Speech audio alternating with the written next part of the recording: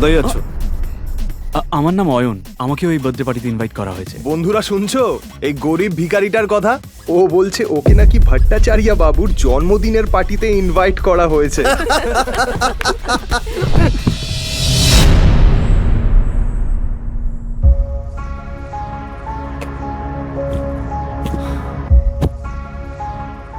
Rusha baby, চলো বাড়ি যাই।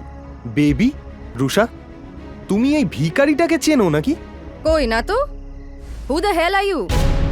এটা শুনেই অয়ন অবাক হয়ে যায়। এর আগেও রুষা অনেকবার অয়নকে অপমান করেছে। রুষা, চলো এবার বাড়ি যাই। এ ভিখারি, বেরো এখান থেকে। সিকিউরিটি, একে ঘাড় ধাক্কা দিয়ে বের করে দাও। ঠিক সেই সময়ই বার্থডে বয় ভট্টাচার্য সেখানে হাজির হয়, আর তার নজর গিয়ে পড়ে অয়নের ওপর। অয়ন তার জন্মদিনে এসেছে এটা দেখে সে অবাক হয়ে যায়। অয়ন রায়চৌধুরী স্যার, আপনি আমার পার্টিতে এসেছেন? আমার তো বিশ্বাসই হচ্ছে না। আপনি আমার পার্টিতে এসেছেন, আমি তো ধন্য হয়ে গেলাম sir. Please please please please please please আসুন স্যার, প্লিজ আসুন। এই দৃশ্যটা দেখা মাত্রই রুষা আর বাকি সবার মাথা খারাপ হয়ে যায়, কিন্তু অয়ন কোনো কথা না বাড়িয়ে ওখান থেকে চুপচাপ বেরিয়ে যায়। বাইরে গিয়ে সে রুষার জন্য অপেক্ষা করতে থাকে। পার্টি শেষ হওয়ার পরে রুষা যখন বেরোয় সে পুরো মাতাল। Sorry sorry.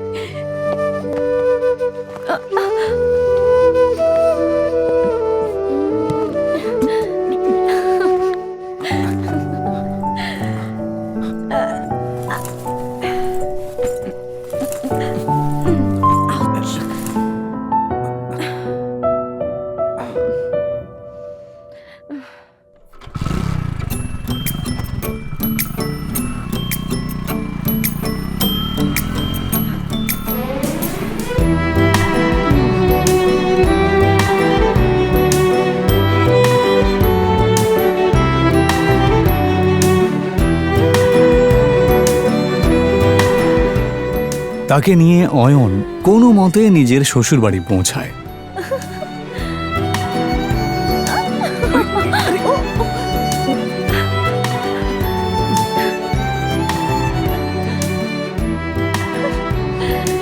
অয়ন শ্বশুরবাড়িতেই ঘর জামাই হয়ে থাকত, আর এই বিষয়টা নিয়ে সবাই ঠাট্টা করত।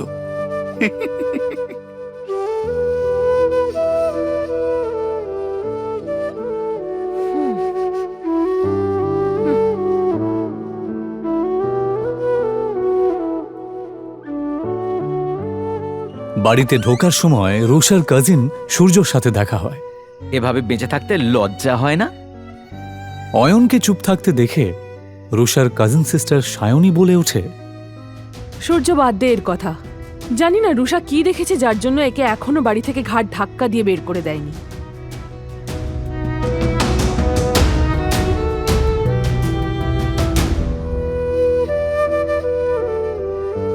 অয়ন প্রায় প্রত্যেক দিনই শ্বশুর বাড়িতে এই ধরনের কথা শুনত। ওর এইসব কথা শোনার অভ্যেস হয়ে গেছিল। ওরা সবাই এই রকম ব্যবহার করলেও ও এদেরকে ক্ষমা করে দিত, কারণ ও রুষাকে সত্যিই খুব ভালোবাসত। নে খা।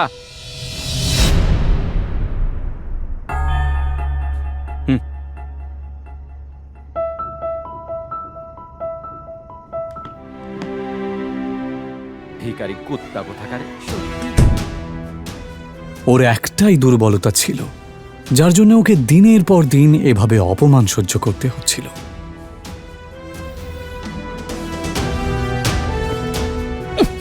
আমাকে নিয়ে যত ঠাট্টা করার করে নাও, যেদিন তোমরা আমার সত্যিটা জানতে পারবে সেদিন তোমাদের মাথা খারাপ হয়ে যাবে। অয়ন আসলে কে সেটা কেউই জানতো না, তবে কেন জানি না অয়ন নিজেও কাউকে কিছু বলতে চাইতো না।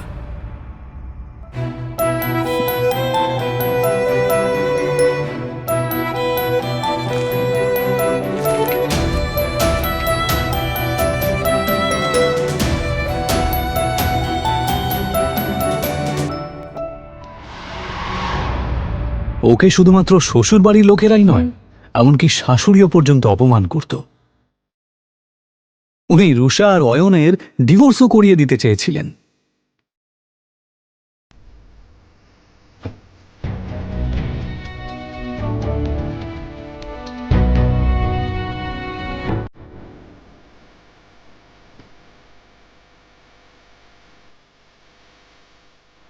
অয়ন, আমি এখন হোটেলে একজনের সাথে দেখা করতে যাচ্ছি। তুমি কিন্তু কাউকে বলবে না যে তুমি আমার স্বামী, বুঝেছো? কিন্তু রুষা, অয়ন, তুমি ভালো করেই জানো যে ভেতরে যারা আছেন তারা কত বড় লোক। ওরা যদি জানতে পারেন যে আমার স্বামী একজন গরিব কাঙ্গাল, তাহলে আমি কাউকে মুখ দেখাতে পারবো না। অয়ন নিজের স্ত্রী রুষার কথা শুনে চুপ করে যায়।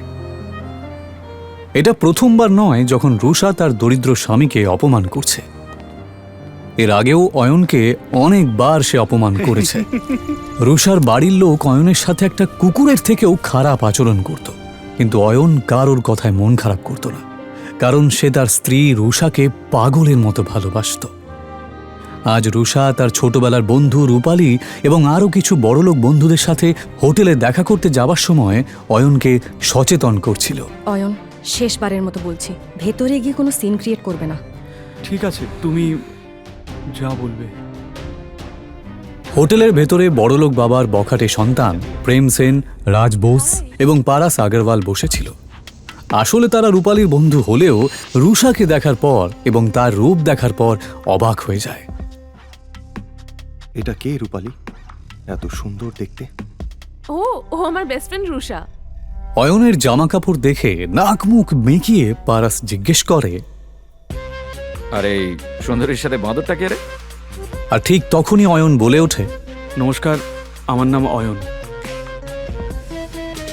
আরে হ্যাঁ, মনে পড়েছে, রুষা সিংহ।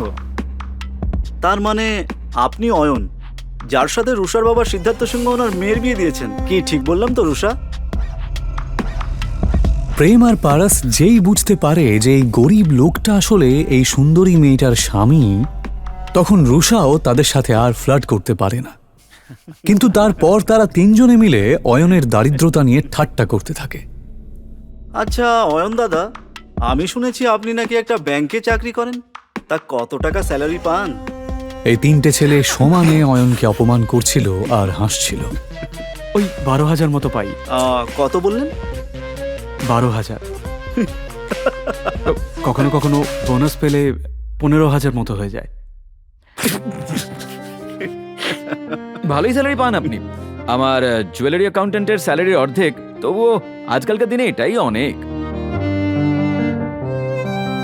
আচ্ছা পারাস, যদি তোর স্টোরে কোনো স্টাফের দরকার পড়ে তাহলে অবশ্যই অয়ন দাদাকে বলিস। ওনাকে দেখে কর্মঠ মনে হচ্ছে, আর আশা করি ওনার কাজ তোর ভালোই লাগবে। হ্যাঁ হ্যাঁ, নিশ্চয়ই প্রেম, নিশ্চয়ই। 20-25 হাজার টাকার চাকরি তো আমি ওনাকে দিতেই পারি। আচ্ছা অয়ন দাদা, আপনি চাইলে কাল থেকেই জয়েন করতে পারেন। তারা কাকে জব অফার করছিল? অয়নকে। ও চাইলে তাদের তিনজনকেই কিনে ফেলতে পারত। অয়ন যে আসলে অয়ন রয় চৌধুরী এটা কেউই জানতো না। এমনকি রুষা এবং তার বাড়ির লোকেরাও এটা জানতো না যে এই গরিব অয়ন আসলে কে। অয়নও যেহেতু এই আসল সত্যিটা কাউকে জানাতে চায় না, তাই সে এমনভাবে এই পরিস্থিতিটা সামলালো যে কেউ কিছু বুঝতেই পারল না। ও বলল, ধন্যবাদ মিস্টার আগরওয়াল, আপনার অফারটা সত্যি খুবই ভালো। আপনি যে আমার জন্য এতটা ভেবেছেন, এই জন্য আপনাকে ধন্যবাদ জানাই। তবে সত্যি বলতে আমি গয়নাগাটির ব্যাপারে বিশেষ কিছু জানি না। এদিকে রুষা অয়ন আর রূপালীর বড়লোক বন্ধুদের মাঝের কথোপকথন শুনে রেগে যায়। আরে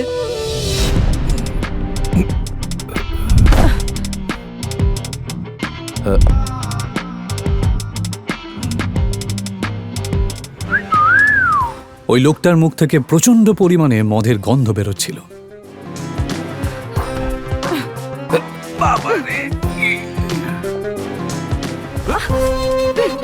দেখে তো মনে হচ্ছে ভালোই এনার্জি আছে। অসভ্য লোক, তোর সাহস কি করে হয় আমার সাথে সব কথা বলার? ছেড়ে দাও আমাকে। এই দাঁড়া দাঁড়া বলছি।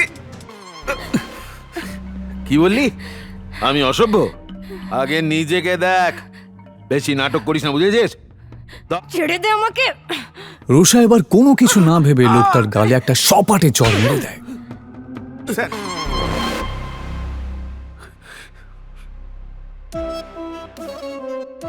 চরের প্রতিশোধ কি করে নিতে হয় আমি তোকে দেখাচ্ছি। রুষা কোনো কিছু বুঝতে না পেরে ভয়ে চোখটা বন্ধ করে নিলেও সেই ভাঙা বোতলটা তাকে ছুঁতেও পারে না। রুষা দেখে যে একটা হাত সেই বোতলটাকে তার কাছে আসতেও দেয়নি।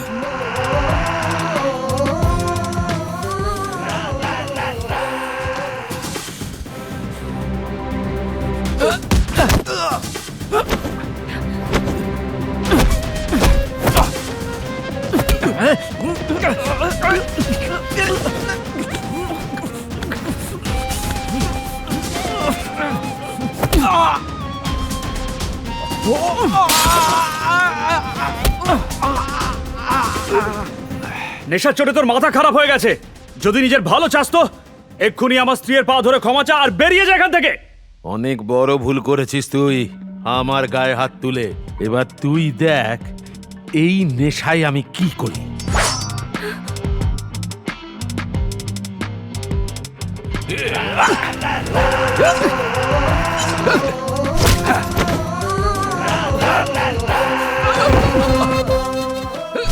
অয়নের এই আচরণ দেখে রুষা অবাক হয়ে যাচ্ছিল।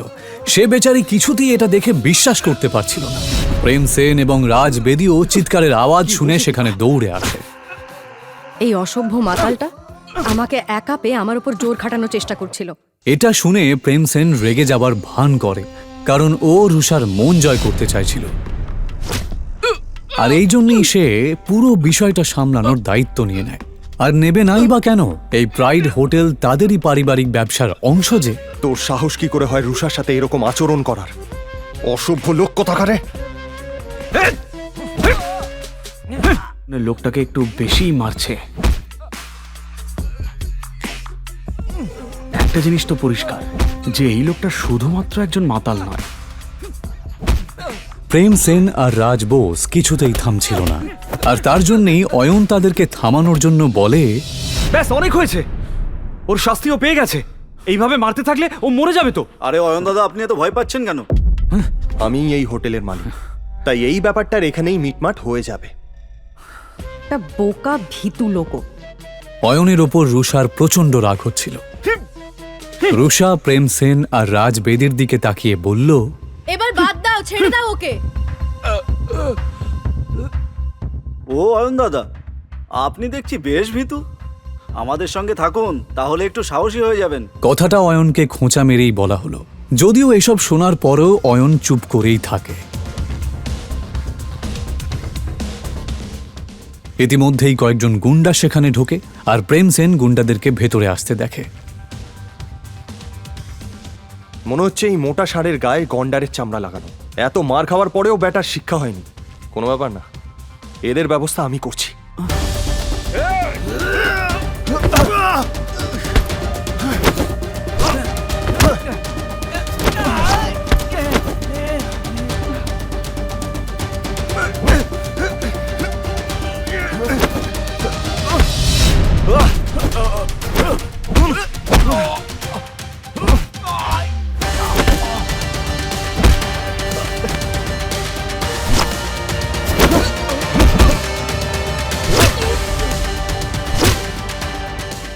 প্রেম সেন ভালোই মারপিট করতে জানত, কারণ ও কারাটেতে ব্ল্যাক বেল্ট ছিল। এক এক করে প্রেম সেন গজেন্দ্রের সমস্ত সাঙ্গপাঙ্গকে মাটিতে মিশিয়ে দেয়। তোরা হচ্ছিস গুন্ডার নামে কলঙ্ক, বুঝলি? ফাটিয়ে দিয়েছিস ভাই, তোর কোনো জবাব নেই। আমার মনে হয় না ওরা আর উঠতে পারবে বলে। মিস রুষা আর রূপালী, তোমরা ঠিক আছো? প্রেমের প্রশ্নটা শুনে রুষা আর রূপালী তাদের ঘাড় নাড়ল। প্রেম আসলে এসব করছিল রুষার নজর কাড়ার জন্য। যদিও রুষার নজর তখন তার স্বামী অয়নের দিকেই ছিল, সেই অয়ন যে চুপচাপ বসে গুন্ডাদের দিকে তাকিয়েছিল। প্রেম সেন আরও ক্ষিপ্ত হয়ে যায়। ভাই, এবার এদেরকে নিয়ে কি করবি? কাউকে ডাকবো নাকি এদের ব্যবস্থা করার জন্য? আরে তার দরকার পড়বে না, আমার স্টাফ দেখে নেবে।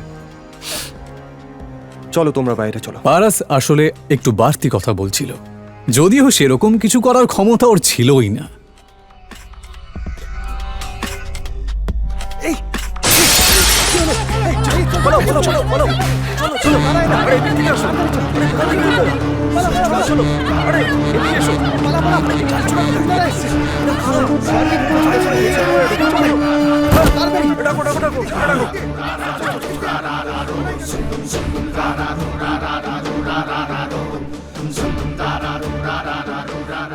আচ্ছা, তোমাদের এত বেশি সাহস? যদি তাই হয় তাহলে আমার সামনে এসো। সেই তো, ভয় কেন পাবো? তোদের হারানোর জন্য সাহসের কি প্রয়োজন? কিন্তু এই কথাটা বলার পরই প্রেম সেনের মুখ বন্ধ হয়ে যায়। রবিদা, নিজের সামনে দাঁড়ানো লোকটাকে দেখা মাত্রই প্রেম সেনের থোতা মুখ ভোঁতা হয়ে যায়, কারণ তার সামনে দাঁড়ানো লোকটা আর কেউ নয়, সে ছিল রবিদা।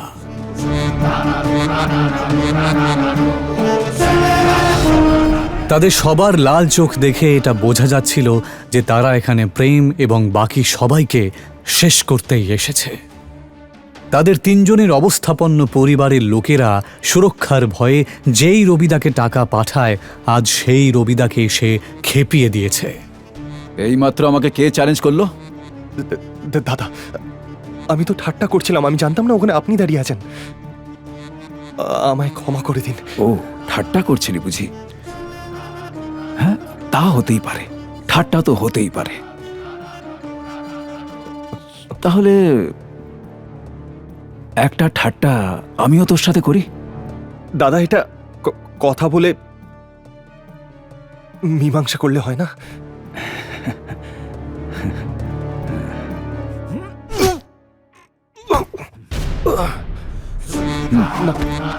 দাদা, দাদা, ক্ষমা করে দিন।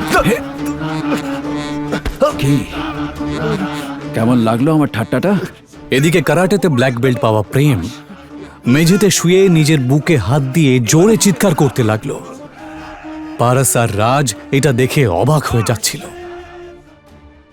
এসব দেখে ওরাও রবিদার পায়ে পড়ে প্রাণ ভিক্ষা চায়। হাসবি না দাদা।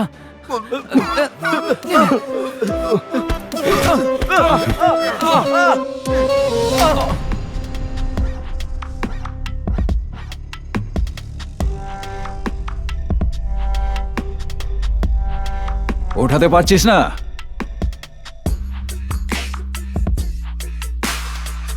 প্লে কর, মার।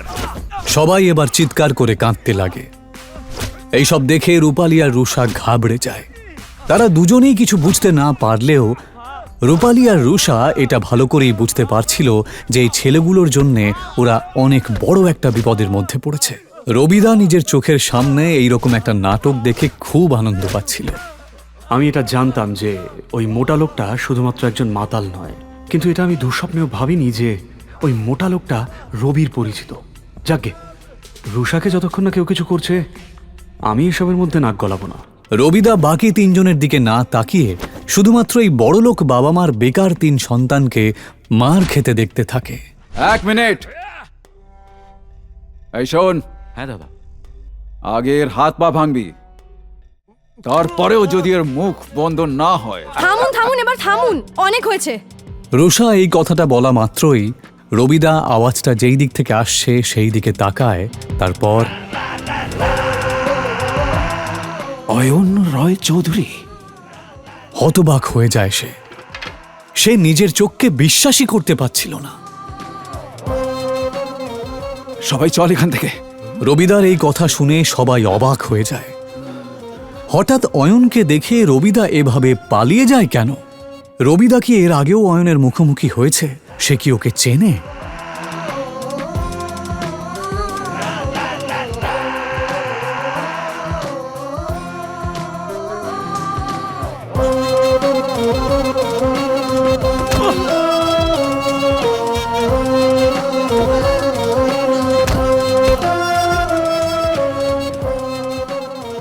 সত্যি কি অয়ন একজন আরবপতি?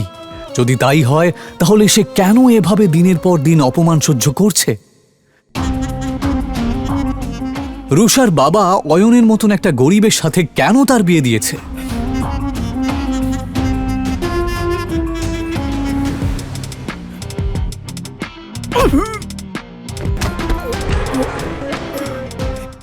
মধ্যবয়স্ক ভদ্রলোকটিকে দেখেই অয়নের মাথা গরম হয়ে গেল।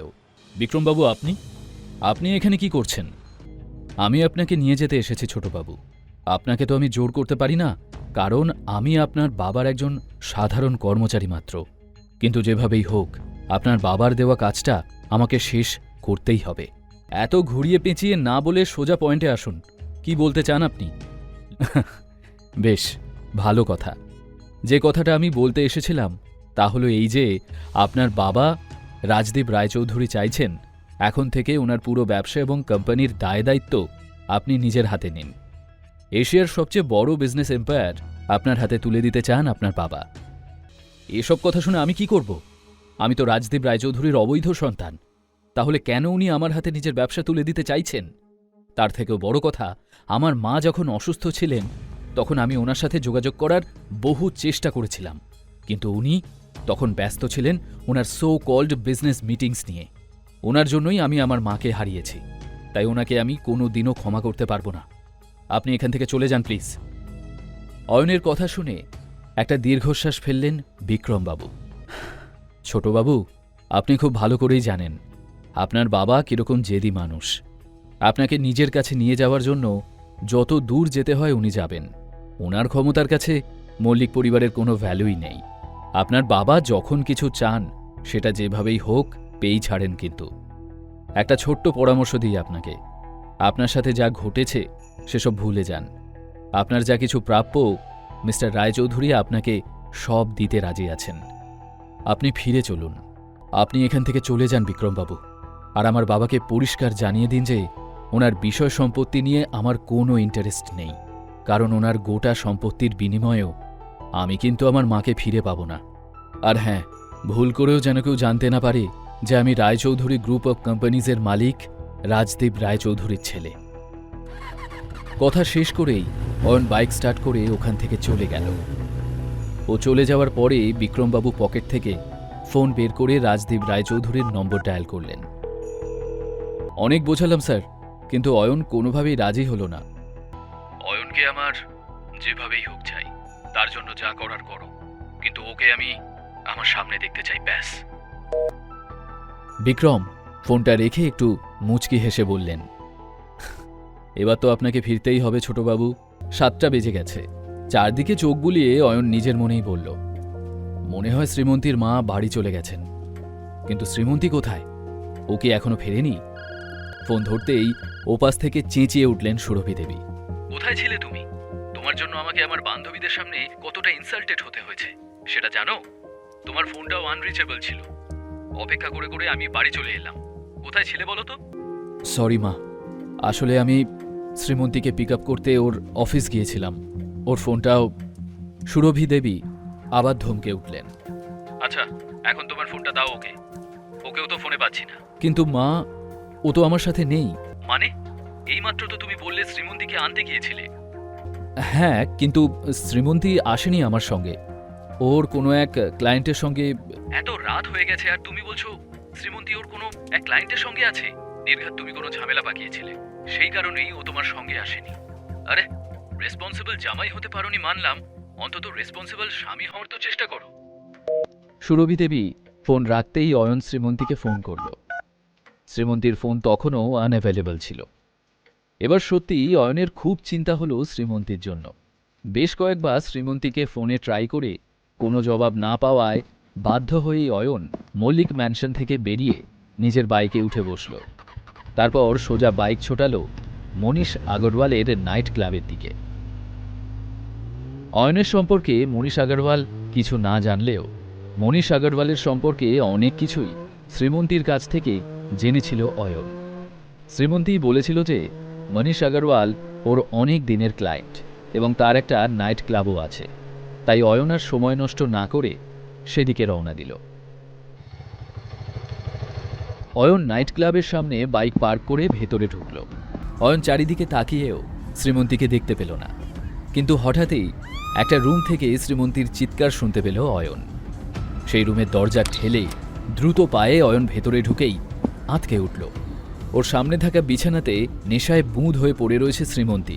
তুই এখানে? এখানে আসার সাহস কি করে হলো তোর? অয়নের চোখ রাগে লাল হয়ে গেল। ওর রুদ্র মূর্তি দেখে মনীষ আগরওয়াল কাঁপতে শুরু করে দিল। মিস্টার আগরওয়াল, আমি শ্রীমন্তীর husband. Yes, I am her husband. ওর তোমার উপর খুব বিশ্বাস ছিল। এরপর তোমার যা ব্যবস্থা করার ওই করবে। কথা শেষ করে শ্রীমন্তীকে কোলে নিয়ে রুম থেকে বেরিয়ে গেল অয়ন। শ্রীমন্তীকে সঙ্গে নিয়ে বাড়ি ফিরে অয়ন ওকে নিজের বিছানায় এনে শুইয়ে দিল। নেশাতুর শ্রীমন্তী বিছানায় শুয়েই গভীর ঘুমে তলিয়ে গেল। ওর নিষ্পাপ সুন্দর মুখটার দিকে চেয়ে থেকে অয়ন বলল, আমি জানি তুমি আমার ঘরে শুতে পছন্দ করো না, কিন্তু আজকের রাতটুকু তোমাকে এ ঘরেই কাটাতে হবে, কারণ এ অবস্থায় তোমাকে একা ছেড়ে দেওয়ার কথা আমি ভাবতেই পারি না। পরের দিন সকালে ঘুম থেকে উঠে অয়ন ফ্রেশ হয়ে জামা বদলাচ্ছিল, আর ঠিক তখনই শ্রীমন্তী চোখ খুলল। নিজেকে অয়নের বিছানায় দেখে মাথাটা গরম হয়ে গেল ওর। তোমার সাহস কি করে হলো আমাকে এখানে আনার, আমার সাথে এক বিছানায় শোয়ার? আমাকে এখানে কেন নিয়ে এসেছ? অয়ন অবাক হয়ে শ্রীমন্তীকে দেখছিল। তুমি খুব ভালো করে জানো আমরা আলাদা রুমে থাকি, তাহলে কেন তুমি আমাকে নিজের বিছানায় শোয়ালে? শ্রীমন্তী, গতকাল রাতে তুমি নেশা করেছিলে, আর ওই রাস্কেল আগরওয়াল তোমাকে মলেস্ট করার চেষ্টা করছিল। আমি ঠিক সময় এসে না বাঁচালে একটা দুর্ঘটনা ঘটে যেতে পারত। এত কিছুর পর তোমাকে একা ছাড়তে মন চায়নি আমার, তাই তোমার সাথেই ছিলাম আমি। এতক্ষণে গত রাতের ঘটনাগুলো আস্তে আস্তে মনে পড়ছিল শ্রীমন্তীর। রাতের ঘটনা মনে পড়তেই শ্রীমন্তী একটু দমে গেল। গতকাল রাতে কি হয়েছে আমার সব মনে আছে, ওকে? কিন্তু আমাকে বাঁচিয়েছ বলে যদি ভেবে থাকো যে সেটা সুযোগ নিয়ে তুমি আমার কাছাকাছি আসার চেষ্টা করবে, তাহলে সেই ভুল ভাবনা এখনই মাথা থেকে বের করে দাও। শ্রীমন্তীর কথা শুনে হাসল অয়ন। শ্রীমন্তী বিছানা ছেড়ে উঠে সামনের টেবিলটা থেকে তার ল্যাপটপটা নিয়ে বলল, মাঝখান থেকে আমার জরুরি কাজগুলো করতে দেরি হয়ে গেল, আর এই মনীষ আগরওয়াল লোকটার শয়তানি আগে বুঝতে পারেনি তো। এর কিছু একটা ব্যবস্থা করতেই হবে। কথা শেষ করে শ্রীমন্তী সামনের সোফায় বসে ল্যাপটপ খুলল। একটা ইমেল খুলে পড়তেই চমকে উঠল সে। এটা কি করে সম্ভব? আমার সব থেকে বড় ড্রিম প্রজেক্ট ওই অফিসার অ্যাপ্রুভ করল না কেন? ঠিক তখনই শ্রীমন্তীর ফোনটা বেজে উঠল। শ্রীমন্তী, আমাদের ফ্যামিলি বিজনেস আর কোম্পানি থেকে তোমায় আলাদা করে দেওয়া হলো। এখন থেকে মল্লিক ইন্ডাস্ট্রিজ নিয়ে তুমি আর মাথা ঘামাবে না। আজ থেকে এখানে তোমার আর কোনো ভূমিকা নেই। কথাটা শোনা মাত্র শ্রীমন্তীর হাত থেকে মোবাইলটা ছিটকে নিচে পড়ে গেল। দাদুর কাছ থেকে এত বড় একটা সিদ্ধান্তের কথা শুনে সে রীতিমতো শকড হয়ে সোফায় বসে পড়ল। শ্রীমন্তী, কি হলো তোমার? তুমি ঠিক আছো তো? কার ফোন ছিল? ঠিক তখনই অয়নের চোখ শ্রীমন্তীর ল্যাপটপের ওপর পড়ল। সমস্যাটা যখন আমার, তখন আমিই সামলে নেব। এই প্রজেক্টটা না পাওয়ার কারণেই আমাকে ফ্যামিলি বিজনেস থেকে বের করে দেওয়া হলো। দাদু আমাকে কোম্পানি থেকে সরিয়ে দিয়েছেন। কিন্তু তা কি করে সম্ভব? একটা প্রজেক্টে প্রবলেম হয়েছে বলে তোমাকে কোম্পানি থেকে বের করে দেবেন উনি? তাছাড়া প্রজেক্টটা অ্যাপ্রুভ না হলে তাতে তোমার দোষ কোথায়? বললাম তো, সবটা আমি সামলে নেব। আমার মতে তোমার একবার তোমার দাদুর সাথে কথা বলা উচিত। এত বড় ডিসিশন উনি হুট করে কিভাবে নিলেন? শ্রীমন্তী চুপচাপ ওখান থেকে চলে যেতে গেলে অয়ন থামিয়ে বলে, শ্রীমন্তী, সবাই আমাকে অকর্মণ্য ইউজলেস ভাবে, হয়তো তুমিও তাই ভাবো, কিন্তু তাও একটা কথা বলছি, অন্যের ওপর বিশ্বাস করে কি পেলে বলো? একবার না হয় নিজের এই ইউজলেস হাজব্যান্ডের ওপর বিশ্বাস করেই দেখো। ওহ, নিজেকে বড্ড বেশি চালাক মনে করো, তাই না? তা শুনি, কি করতে পারবে তুমি? দেখোই না কি করতে পারি আমি। এবার কি করবে অয়ন, যাতে শ্রীমন্তীর দাদু ওকে পারিবারিক বিজনেস থেকে বের না করে দেন? নাকি কথা রাখতে পারবে না অয়ন, আর ওদের সম্পর্ক আরও খারাপ হয়ে যাবে? শ্রীমন্তীকে অয়ন বলল, আমার সঙ্গে তোমার দাদুর অফিসে চলো শ্রীমন্তী, গিয়ে ওনার সাথে খোলাখুলি কথা বলো, তারপর দেখা যাক।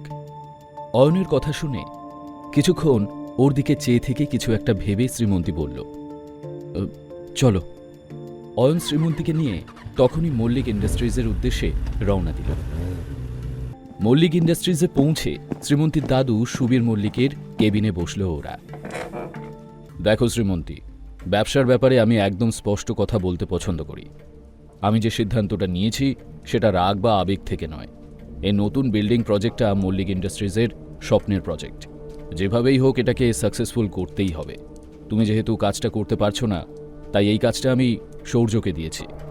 এবার থেকে সবটা ওই সামলাবে, তুমি বরং ঘরে বসে বিশ্রাম নাও। এই প্রজেক্টটা তো আমারও ড্রিম প্রজেক্ট ছিল। আমি জানি না আমার কাজে ঠিক কোথায় ভুল হয়েছে, যার জন্য আমরা এই প্রজেক্টের অ্যাপ্রুভাল পেলাম না। কিন্তু আমি তোমাকে কথা দিচ্ছি দাদু ভাই, যে যেভাবেই হোক আমি এই প্রজেক্টের জন্য অ্যাপ্রুভাল নিয়েই ছাড়ব। সৌর্যকে প্রজেক্টটা দিয়ে দেওয়ার আগে প্লিজ আমাকে আর একবার সুযোগ দাও। বেশ, কিন্তু কাজটা আজকের মধ্যেই হওয়া চাই। শ্রীমন্তী সম্মতি জানিয়ে অয়নকে নিয়ে অফিস থেকে বেরিয়ে এলো। সৌর্য শ্রীমন্তীরই কাজিন, যার একমাত্র অ্যাম্বিশন হল মল্লিক ইন্ডাস্ট্রিজকে নিজের কবজায় আনা। এই কারণেই সৌর্য বরাবর শ্রীমন্তীকে ফ্যামিলি বিজনেস থেকে বের করে দিতে চেয়েছে। আর এই কাজে সৌর্যকে সাহায্য করে চলেছেন ওর বাবা পঙ্কজবাবু। অয়ন এবং শ্রীমন্তী দুজনে মিউনিসিপ্যালিটি অফিসে এসে পৌঁছল তাদের প্রজেক্টের অ্যাপ্রুভাল নেওয়ার জন্য। আর তখনই শ্রীমন্তী সেখানে সৌর্যকে দেখে অবাক হয়ে গেল। ও, তুমি নিশ্চয়ই অফিসারের কাছ থেকে অ্যাপ্রুভাল নিতে এসেছো, তবে মনে হয় না তাতে কোনো লাভ হবে। ওই অফিসারকে আমি টাকা দিয়ে কিনে নিয়েছি। শ্রীমন্তী তীক্ষ্ণ দৃষ্টিতে একবার সৌর্যর দিকে তাকিয়ে অয়নকে নিয়ে অফিসের ভেতর চলে গেল। যে অফিসারের সঙ্গে ওরা দেখা করতে এসেছিল তিনি তখন একটা মিটিংয়ে ছিলেন। শ্রীমন্তী সোজা তাঁর সামনে এসে বলল, মিস্টার দত্ত, আপনার সাথে আমার কিছু জরুরি কথা আছে। আরে শ্রীমন্তী ম্যাডাম যে, হঠাৎ এখানে কি মনে করে? অয়ন পুরো ঘটনাটা লক্ষ্য করছিল। মল্লিক ইন্ডাস্ট্রিজ শহরে যে বিল্ডিং কনস্ট্রাকশন শুরু করতে চাইছে তার জন্য সব জরুরি ডকুমেন্টস দেওয়া হয়েছে। সমস্ত টার্মস অ্যান্ড কন্ডিশনস সঠিকভাবে মানা হয়েছে, তারপরেও প্রজেক্টে অ্যাপ্রুভাল পায়নি। আমি কি জানতে পারি এর কারণটা কি? ঠিক সেই মুহূর্তেই শ্রীমন্তীর পেছন থেকে এক মহিলার গলা শোনা গেল, আমি অ্যাপ্রুভাল দিতে বারণ করেছি। অয়ন এবং শ্রীমন্তী দুজনেই পেছন ঘুরে তাকালো। মহিলাকে দেখেই শ্রীমন্তী চমকে উঠল, কামিনী, তুই এখানে? হ্যাঁ, আমি এখানে শ্রীমন্তী, কারণ আমি এখানে কাজ করি। আর এই যে দেখছিস মিস্টার দত্ত, ইনি আমার হাজব্যান্ড। আমি যখন দেখলাম যে প্রজেক্টটা শুরু করার জন্য তোর আমাদের অ্যাপ্রুভাল দরকার, তখন আমিই ওকে ওটা দিতে বারণ করে দিই। দেখ, আজ আমার হাজব্যান্ড যে পজিশনে আছে সেখান থেকে ও কারোর কাজ যেমন সলভ করে দিতে পারে, তেমন আবার পণ্ডও করতে পারে। তাছাড়া তুই তো অনেক বড় লোক, কাউকে দিয়ে নিজের কাজটা করিয়ে নে বরং। কামিনী, যা হয়েছিল আমার ভুলের জন্য হয়েছিল, আমি বোকামি করে ফেলেছিলাম। প্লিজ তুই ভুলে যাবি ব্যাপারটা।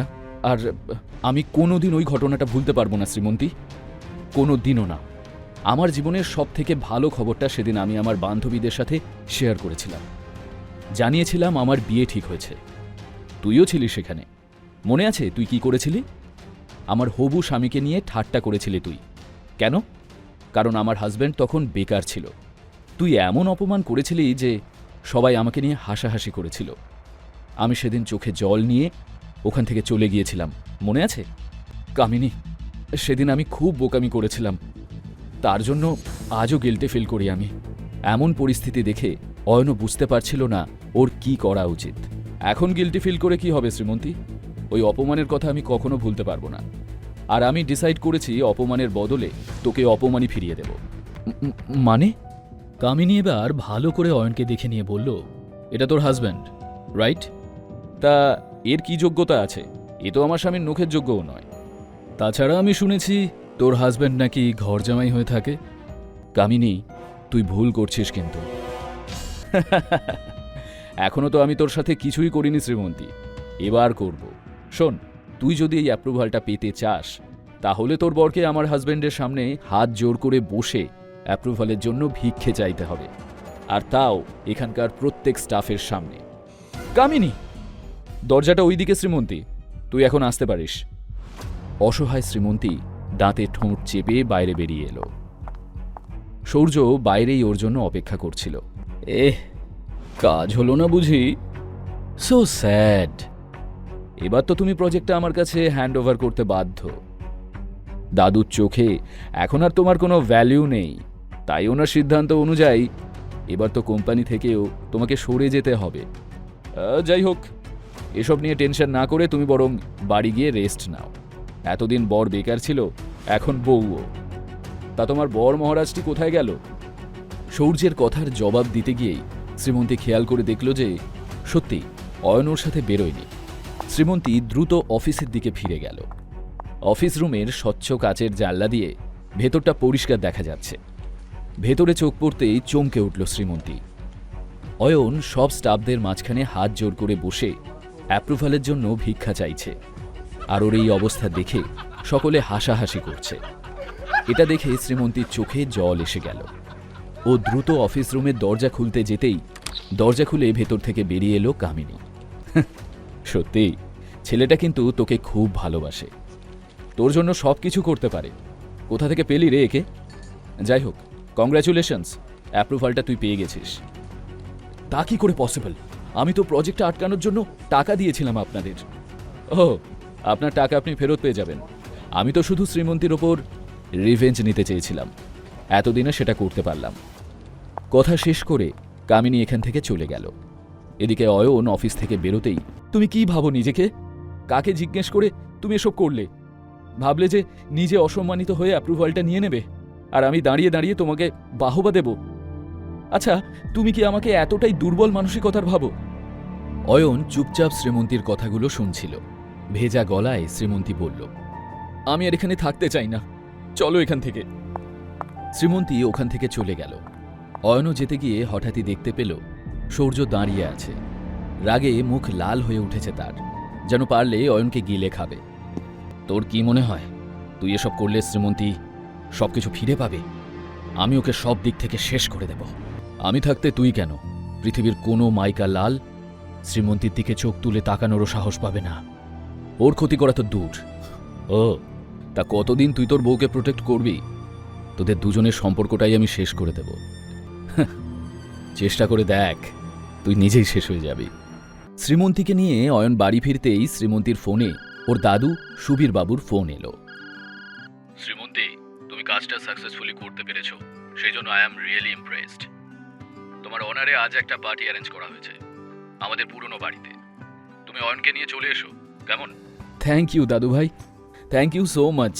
আমরা অবশ্যই যাব। কি হয়েছে শ্রীমন্তী?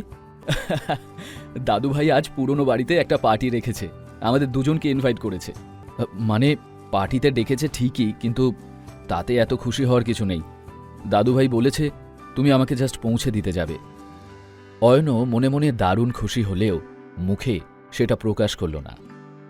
পার্টিতে যাওয়ার জন্য নিজের আলমারি খুলে জামাকাপড় বের করতে গিয়ে অয়ন অবাক হয়ে দেখল যে আলমারিতে কয়েকটা নতুন শার্ট প্যান্টের সেট ঝুলছে।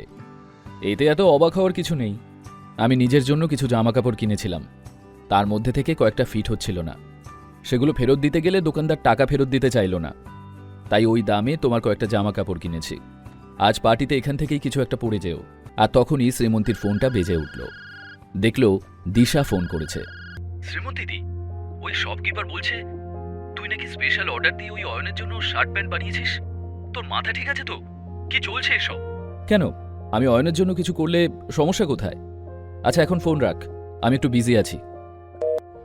সন্ধ্যায় মল্লিক পরিবারের পার্টিতে শহরের নামি দামি লোকজন সকলে এলেন। অয়ন এবং শ্রীমন্তীও পার্টিতে এলো। এদিকে হাসি খুশি শ্রীমন্তী আর অয়নকে দেখে সূর্য আর দিশার মনে অন্য খেলা চলছিল। সূর্যের কাছে এসে দিশা বলল, একটা কাজ দিয়েছিলাম আমি ওই অয়নটাকে, এখনো করে উঠতে পারল না। আজকাল একটু বেশি মাথায় চড়ে বসেছে ও।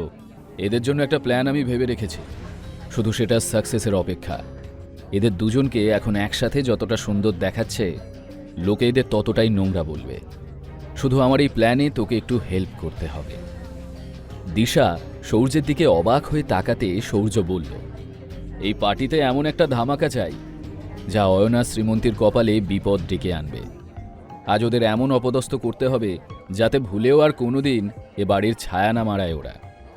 আর সব কিছুর জন্য কালপ্রিট বানাতে হবে ওই অয়নটাকে। ব্যাস, তাহলেই প্ল্যান সাকসেসফুল। কিন্তু কিভাবে হবে এসব? সূর্যের মুখে একটা কুটিল হাসি খেলে গেল। ও হেসে বলল, দেখতে থাক আমি কি করি। কি প্ল্যান এসেছে সূর্যের মাথায়? অয়ন আর শ্রীমন্তীর সম্পর্কটা কি ওরা শেষ করে দিতে চায়? সূর্য দেখল শ্রীমন্তী অয়নকে ছেড়ে আলাদা ঘুরছে। এদিকে দিশার বর সৌরভ শ্রীমন্তীকে একা ঘুরতে দেখে ওর দিকে এগোলো। সৌরভ প্রথম থেকেই শ্রীমন্তীকে পছন্দ করত। পাকে চক্রে ওর বিয়েটা দিশার সঙ্গে হয়েছে ঠিকই, তবে সে আজও শ্রীমন্তীকে পছন্দ করে। সবথেকে বড় কথা, সে এখনও শ্রীমন্তীর মন পাওয়ার জন্য অনবরত চেষ্টা করে চলেছে। যদিও শ্রীমন্তী কখনোই সৌরভকে বিশেষ পাত্তা দেয়নি। অয়নের জামা কাপড় দেখেছ? এত দামি ব্র্যান্ডের জামা কাপড় শ্রীমন্তীই কিনে দিয়েছে ওই ভিখারিটাকে। মেয়েটা আজকাল কিন্তু অয়নকে একটু বেশি ভাও দিচ্ছে। একটু বেশি লাফাচ্ছে এরা। এবার দেখ আমি কি করি। আরে অয়নবাবু, আজ ব্র্যান্ডের জামা কাপড় পরে বউয়ের পয়সায় ভালোই ফুটানি চলছে দেখছি। না হলে তোমার মতো একটা হদ্দ বেকারের কি আর ক্ষমতা আছে এসব দামি পোশাক পরার? আশেপাশে থাকা কিছু লোক সৌর্যের কথায় হেসে উঠল। ঠিক তখনই দিশাও হাতে মদের গ্লাস নিয়ে এগিয়ে এলো ওদের কাছে। আরে অয়নদা, সব ঘর জামাইরাই শ্বশুরবাড়ির পয়সায় জীবন চালায়, তাতে কার কি সমস্যা? তুমি যদি তোমার বউয়ের পয়সায় বসে খাও তাতে ক্ষতি কি? আচ্ছা ঠিক আছে বাবা, সরি, কিন্তু দিশা, তোর কি মনে হয় শ্রীমন্তী এই ভিখারিটাকে সত্যি ভালোবাসে? কেন, তোর তা মনে হয় না বুঝি? ওই দেখ, শ্রীমন্তী ওই কোণে অন্য কারোর সাথে ব্যস্ত, আর এখানে ওর বর বেচারা চুপচাপ একা দাঁড়িয়ে। দিশা অয়ন দুজনেই সৌর্যর কথা শুনে সেদিকে তাকিয়ে দেখল শ্রীমন্তী সৌরভের সাথে কথা বলছে। ঠিক তো, পার্টিতে অন্তত অয়নকে একা ছাড়া ঠিক হয়নি শ্রীমন্তীর। তুমি মন খারাপ করো না অয়নদা, এসো আমরা সবাই একসঙ্গে এনজয় করি। নিজের হাতে থাকা মদের গ্লাসটা অয়নের দিকে এগিয়ে দিল দিশা। সরি দিশা, আমি এসব খাই না। ও কাম অন অয়ন, তুমি মল্লিক পরিবারের পার্টিতে এসেছো, এখানে তো আমরা যা খাই তা খেতেই হবে। আফটার অল একটা রেপুটেশনের ব্যাপার আছে তো, তাই না? অয়ন বাধা দিয়েও নিজেকে ওদের হাত থেকে ছাড়াতে পারল না। এদিকে সুরভি দেবী সৌর্যর বাবার সাথে পার্টিতে এসে উপস্থিত হলেন। শ্রীমন্তীর দাদু সুবীরবাবু এ সময় উপস্থিত গেস্টদের সঙ্গে কথা বলছিলেন। আর ঠিক তখন সৌর্য জোর গলায় চেঁচিয়ে অয়নের দিকে সকলের দৃষ্টি ফেরায়। Ladies and gentleman, meet my cousin's husband Ayan, Mallick পরিবারের জামাই। শুধু তাই নয়, এর একটা ইন্টারেস্টিং বংশ পরিচয় রয়েছে যেটা আমরা কেউ জানি না, কিন্তু আজ সবকিছু অয়ন আমাদের বলবে। ও কোন বংশের ছেলে, কি কাজ করে, কেন আমাদের পরিবারের সঙ্গে সম্পর্ক জুড়েছে, সব বলবে অয়ন। কি অয়ন, বলতে পারবে তো? এই জন্যই তুমি আর দিশা জোর করে আমাকে নেশা করালে। আমি কে যখন এতই জানার শখ, তখন শোনো। ততক্ষণে ওদের চারপাশে লোক জড়ো হয়ে গিয়েছিল। সবাই বেশ আয়েশ করে যেন নাটক দেখছিল। মাই ডিয়ার শালাবাবু, সবার আগে আমি তোমার ব্যাপারে কিছু বলতে চাই। তুমি হলে লোভী আর স্বার্থপর একটা লোক। মল্লিক ইন্ডাস্ট্রিজের পুরো ব্যবসাটা তুমি হাতিয়ে নিতে চাও। সেই কারণে শ্রীমন্তীকেও তুমি নিজের রাস্তা থেকে সরিয়ে দিতে চাইছো। আর হ্যাঁ, তুমি তো আমার আর শ্রীমন্তীর সম্পর্কটাও শেষ করে দিতে চাও। এই, কি ভুলভাল বকছো? এখনো আমার কথা শেষ হয়নি সৌর্য। এই ব্যবসাটা নিজের হাতের মুঠোয় নেওয়ার জন্য তুমি অগুন্তি নোংরা খেলা খেলেছ। এতে তোমার বাবাও সাহায্য করেছেন তোমাকে, আর দাদুর সামনে প্রতি মুহূর্তে ভালো মানুষের অভিনয় করে ওনাকে শ্রীমন্তীর বিরুদ্ধে উস্কিয়ে ওনার মনে শ্রীমন্তী সম্পর্কে একটা খারাপ ধারণাও তৈরি করেছ তুমি। অয়ন, কি বলছো তুমি? আরে দাদু ভাই, আপনাকে আর কি বলবো। আপনি শ্রীমন্তীকে কাজের সুযোগ দিলেও বিশ্বাস করেন সৌর্যকেই। আপনি মন থেকে চান কোম্পানির প্রতিটা কাজের দায়িত্ব সৌর্যই সামলাক। সৌর্যকে আপনি বিশ্বাস নয়, অন্ধবিশ্বাস করেন। তাই অফিস সংক্রান্ত কোনো সিদ্ধান্ত নিলে তা সৌর্যর পক্ষে আর শ্রীমন্তীর বিপক্ষেই নেন। অয়নদা, ভুলে যেও না কার সঙ্গে কথা বলছো। দাদু কিন্তু আমাদের গুরুজন।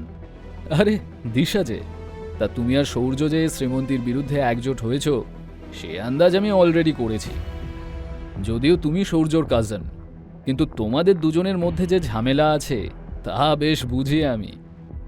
কিন্তু শ্রীমন্তীর ক্ষতি করার সময় তোমরা দুজন এক হয়ে যাও, আর এই জন্যই তোমরা দুজনে আমাকে জোর করে নেশা করিয়েছ। কিন্তু জেনে রাখো, আমি শ্রীমন্তীর পাশেই আছি। ওর কোনো ক্ষতি আমি হতে দেব না।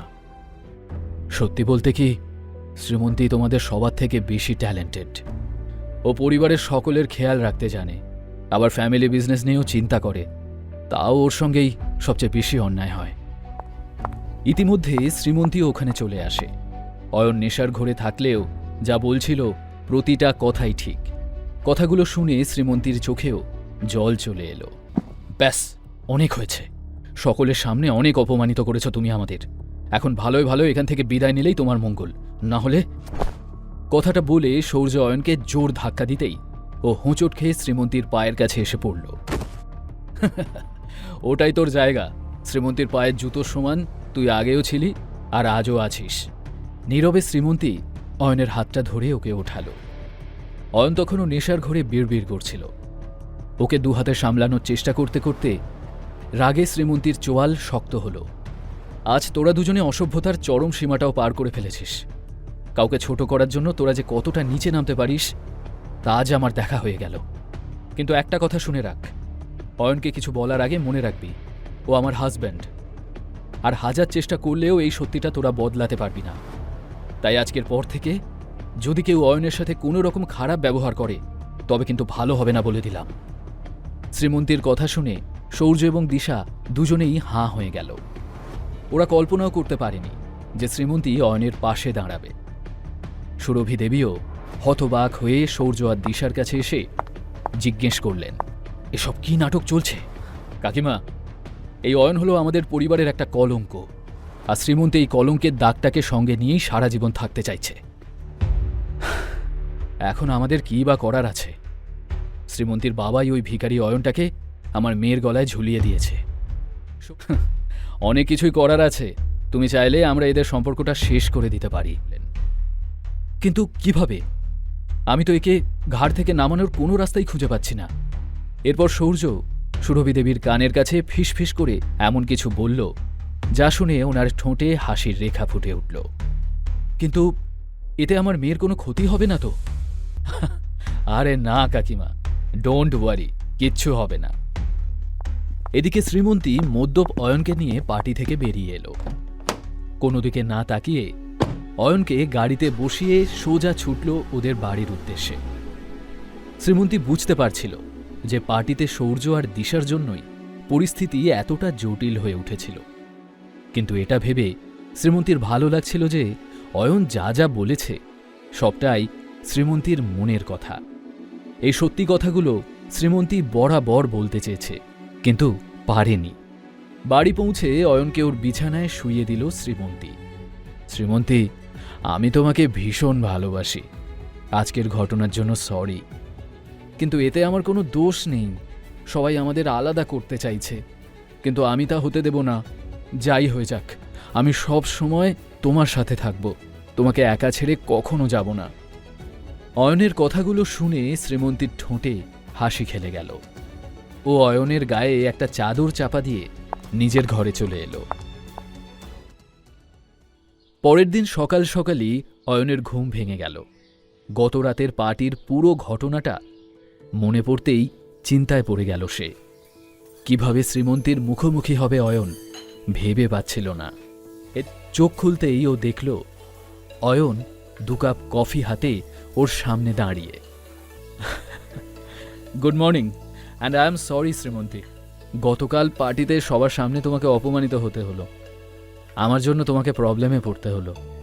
কাপ দুটো নামিয়ে রেখে অয়ন নিজের 2 কান ধরল। ওকে বাচ্চাদের মতো কান ধরতে দেখে হাসি পেয়ে গেল শ্রীমন্তীর। তবে তা প্রকাশ না করে চুপচাপ বাথরুমে চলে গেল সে। ঠিক তখনই ওর ফোনটা বেজে উঠল। অয়ন দেখল বিক্রমের ফোন। কেন ফোন করেছেন আপনি? আপনি কি কোনো সিদ্ধান্ত নিলেন ছোটবাবু, নাকি আমাদেরকেই কিছু করতে হবে? আমি তো আগেই বলেছি আপনাকে যে আমাকে কিছুতে জড়াবেন না। এরপর থেকে আমাকে আর ফোনও করবেন না। আমি চাই না কেউ জানুক যে আমি কোনো ধনী ব্যবসায়ী পরিবারের ছেলে। এই বিষয়টা যেন সিক্রেট থাকে একদম। কিছুক্ষণ পর শ্রীমন্তী রুমে এসে ড্রেস পরার জন্য আলমারির দিকে এগোল। কিন্তু আলমারি খোলা মাত্রই সামনে এমন কিছু দেখল শ্রীমন্তী যাতে ও অবাক হয়ে গেল। শ্রীমন্তী কিচেনে এসে অয়নের দিকে তাকিয়ে থাকল। আবার কি কোনো ভুল করল অয়ন? কোন গল্প লুকিয়ে আছে অয়নের মধ্যবিত্ত জীবনের আড়ালে থাকা ঐশ্বর্যের? অয়নকে ধ্বংস করতে কি ষড়যন্ত্র করছে সৌর্য? জানতে হলে এই গল্পের সাথেই থাকুন, শুধুমাত্র পকেট FM এর সাথে।